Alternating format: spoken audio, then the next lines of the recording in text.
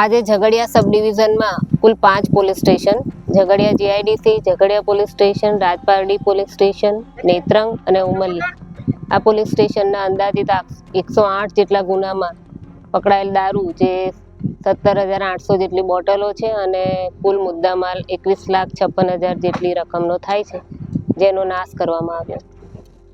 આજ ઇંગ્લિશ દારૂના નાશ માટે આપના ઝઘડિયા ડિવિઝનના 5 પોલીસ સ્ટેશનોનો 17,800 નગનો દારૂ નાશ કરવામાં આવે છે.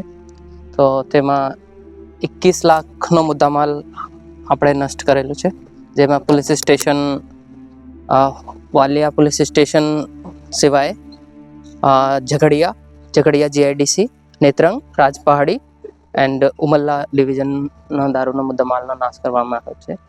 તો તે પછી નામદાર કોર્ટ નેત્રંગ એન્ડ ઉમલ્લાના ઓર્ડર એન્ડ એસડીએમ સાહેબના ઓર્ડરની પાલનામાં આ દારૂનો નાશ કરવામાં આવ્યો હતો.